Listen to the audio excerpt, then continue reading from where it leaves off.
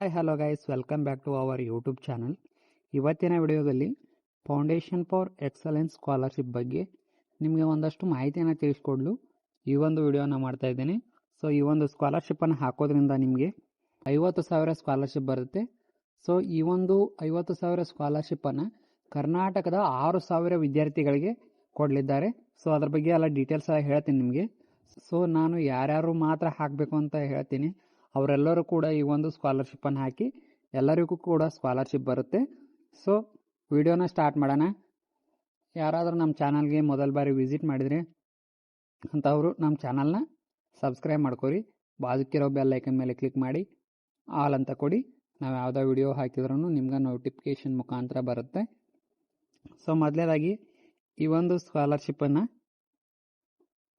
ಹೆಸರು ಏನಪ್ಪ ಅಂದ್ರೆ foundation for excellence scholarship for technical courses 2025 ಅಂತೇಳಿ.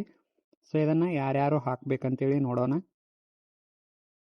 ಸೊ ಈ ಒಂದು ಸ್ಕಾಲರ್ಶಿಪ್ಪನ್ನು ಅಪ್ಲೈ ಮಾಡೋರು ಇಂಜಿನಿಯರ್ದವರು ಅಪ್ಲೈ ಮಾಡ್ಬೋದು, ಇಂಟಗ್ರೇಟೆಡ್ MTechದವರು ಅಪ್ಲೈ ಮಾಡ್ಬೋದು, MBBSದವರು ಅಪ್ಲೈ ಮಾಡ್ಬೋದು, ಆರ್ 5 ಇಯರ್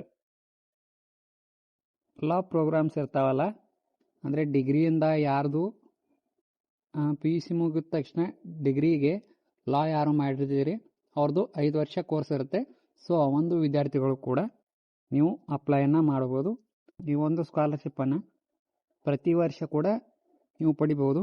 ಇಲ್ಲಿ ನೋಡಿ 50,000 per year for entire duration. ನೀವು ಪ್ರತಿ ವರ್ಷ ನಿಮ್ದು ಎಷ್ಟು ವರ್ಷ ಡ್ಯೂರೇಷನ್ ಇರುತ್ತೆ, ಸೊ ಅಂದರೆ ನಿಮ್ಮ ಕೋರ್ಸ್ ಮುಗಿಲಿಕ್ಕೆ ಫಸ್ಟ್ 3 ವರ್ಷ 4 ವರ್ಷ 5 ವರ್ಷ ಇಷ್ಟು ವರ್ಷ ಕೂಡ ಪ್ರತಿ ವರ್ಷ ನೀವು 50,000 ಸ್ಕಾಲರ್ಶಿಪ್ಪನ್ನು ಇದರಿಂದ ಪಡಿಬೋದು. ಒಮ್ಮೆ ಸೆಲೆಕ್ಷನ್ ಆದರೆ ಸಾಕು, ಪ್ರತಿ ವರ್ಷ ಕೂಡ ನಿಮಗೆ ಈ ಒಂದು ಸ್ಕಾಲರ್ಶಿಪ್ಪನ್ನು ಹಾಕ್ತಾರೆ. ಸೊ ಅದಕ್ಕೋಸ್ಕರ ಎಲ್ಲರೂ ಕೂಡ ನಾನು ಯಾರ್ಯಾರು ಹೇಳಿದ್ದೀನಿ ಅಂಥವರು ಪ್ರತಿಯೊಬ್ಬರು ಕೂಡ ಈ ಒಂದು ಸ್ಕಾಲರ್ಶಿಪ್ ಬೆನಿಫಿಟನ್ನು ಪಡ್ಕೋಬೋದು. ಕರ್ನಾಟಕದ 6,000 ವಿದ್ಯಾರ್ಥಿಗಳು ಅಪ್ಲೈ ಮಾಡಲಿಕ್ಕೆ ತಿಳಿಸ್ಕೊಟ್ಟಿದ್ದಾರೆ. ಸೊ ಎಲಿಜಿಬಿಲಿಟಿ ಏನೇನು ಇರಬೇಕಪ್ಪ ಅಂದರೆ ಅರ್ಹತೆಗಳು ಏನೇನು ಇರಬೇಕಪ್ಪ ಅಂದರೆ applicant must be first year BE BTech 5 year integrated MTech MBBS 5 year law program the 2025-26. ಇದರಲ್ಲಿ ಫಸ್ಟ್ ಇಯರ್ ಇದ್ದವರು ಮಾತ್ರ ಈ ಒಂದು ಅಪ್ಲಿಕೇಶನ್ನ ಹಾಕಬೇಕು. ಡಿಗ್ರಿ ಫಸ್ಟ್ ಇಯರ್ ಅಂದರೆ ನಾ ಯಾವ್ಯಾವ ಕೋರ್ಸನ್ನು ಹೇಳಿದ್ನಿ ಅವರೆಲ್ಲರೂ ಫಸ್ಟ್ ಇಯರ್ ಇರಬೇಕು. ಇದೇ ವರ್ಷ ಅಂದರೆ 2025-26 ಅವರ ಫಸ್ಟ್ ಇಯರ್ ಸ್ಟಾರ್ಟ್ ಆಗಿರಬೇಕು. ಮತ್ತು student must have passed class 12th with at least 70%. 12ನೇ ತರಗತಿ ನೀವು 70%ಗಿಂತ ಜಾಸ್ತಿ ಆಗಿರಬೇಕು, ಅಥವಾ 70% ನಿಮ್ಮದು ಸ್ಕೋರ್ ಆಗಿರಬೇಕಾಗತ್ತೆ. So must have to taken admission to professional degree programme through general open merit rank state national level entrance examination ಅವ್ರ ಯಾವ ರೀತಿ ಬೇಕಾದ್ರೂ ನೀವು ಅಡ್ಮಿಷನ್ನ ಪಡ್ಕೊಂಡಿರ್ಬೋದು. ನಿಮ್ಮ ಒಂದು family income whole family income 3 ಲಕ್ಷಕ್ಕಿಂತ ಕಡಿಮೆ ಆಗಿರಬೇಕು. ಅಂಥವರು ಈ ಒಂದು ಸ್ಕಾಲರ್ಶಿಪ್ಗೆ ಅಪ್ಲಿಕೇಶನನ್ನು ಹಾಕ್ಬೋದು. ಸೊ ಸ್ಕಾಲರ್ಶಿಪ್ ಅಮೌಂಟ್ 50,000 ಅಂತ ಹೇಳಿದ್ನಲ್ಲ, ಇದು ಪ್ರತಿ ವರ್ಷ ಕೂಡ ಬರುತ್ತೆ. ಸೊ ನಿಮ್ಮದು 4 ಇಯರ್ ಇರಲಿ ಅಥವಾ 5 ಇಯರ್ ಇರಲಿ, ಎಂಟೈರ್ ನಿಮಗೆ ಪ್ರತಿ ವರ್ಷ ಬಂದೇ ಬರುತ್ತೆ. ಸೊ ಇದಾದ ತಕ್ಷಣ ನಿಮ್ಮ ಒಂದು ಡಾಕ್ಯುಮೆಂಟ್ಸ್ ಯಾವ್ಯಾವ ಬೇಕಪ್ಪ ಅಂದ್ರೆ ಕ್ಲಾಸ್ 12th ಮಾರ್ಕ್ಶೀಟ್ ಬೇಕಾಗುತ್ತೆ, ರ್ಯಾಂಕ್ ಸರ್ಟಿಫಿಕೇಟ್ ಬೇಕು ಅಥವಾ ಎಂಟ್ರೆನ್ಸ್ ಎಕ್ಸಾಮ್ ಸ್ಕೋರ್ ಕಾರ್ಡ್ ಬೇಕಾಗುತ್ತೆ, counselling letter for seat allotment, family income certificate ಬೇಕು, tuition hostel and mess fee receipt ಬೇಕಾಗುತ್ತೆ. ಟ್ಯೂಷನ್ ಆಗಲಿ ಅಥವಾ ಹಾಸ್ಟೆಲ್ ಆಗಲಿ ಅಥವಾ ಮೆಸ್ ರೆಸಿಪ್ಟ್ ಬೇಕಾಗುತ್ತೆ.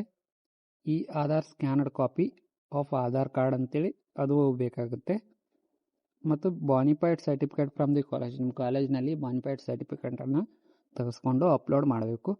Statement of the estimated expense from the college, ನೀವು ಕಾಲೇಜ್ನಲ್ಲಿ ನಿಮ್ಮ ಒಂದು ಫೀ ರೆಸಿಪ್ಟ್ ಕೊಟ್ಟಿರ್ತಾರಲ್ಲ, ಆ ಒಂದು ಫೀ ರೆಸಿಪ್ಟನ್ನು ಅಪ್ಲೋಡ್ ಕೊಡಬೇಕಾಗುತ್ತೆ. ಬ್ಯಾಂಕ್ ಪಾಸ್ಬುಕ್ ಕಾಪಿ ಅಂತ ಕೇಳಿದ್ದಾರೆ. ಸೊ ಬ್ಯಾಂಕ್ ಪಾಸ್ಬುಕ್ ಕಾಪಿಯನ್ನು ಬೇಕಾಗುತ್ತೆ. ನಿಮ್ಮದು ಅಮೌಂಟನ್ನು ಟ್ರಾನ್ಸಾಕ್ಷನ್ ಮಾಡಲಿಕ್ಕೆ, ನಿಮ್ಮ ಅಕೌಂಟ್ಗೆ ಟ್ರಾನ್ಸ್ಫರ್ ಮಾಡಲಿಕ್ಕೆ ಬ್ಯಾಂಕ್ ಕಾಪಿ ಬೇಕಾಗುತ್ತೆ. ಸೊ ಈ ಒಂದು ಸ್ಕಾಲರ್ಶಿಪ್ಪನ್ನು ಅಪ್ಲೈ ಮಾಡಬೇಕು ಅಂತ ಇಂಟ್ರೆಸ್ಟ್ ಬಂದರೆ ನನ್ನ ಒಂದು ವಿಡಿಯೋ ಕೆಳಗಡೆ ಕಮೆಂಟ್ ಬಾಕ್ಸಲ್ಲಿ ಕಮೆಂಟ್ ಮಾಡಿ. ಇದ್ರ ಬಗ್ಗೆ ಖಂಡಿತವಾಗಿಯೂ ಕೂಡ ವಿಡಿಯೋ ಮಾಡಿ ಹಾಕ್ತೀನಿ.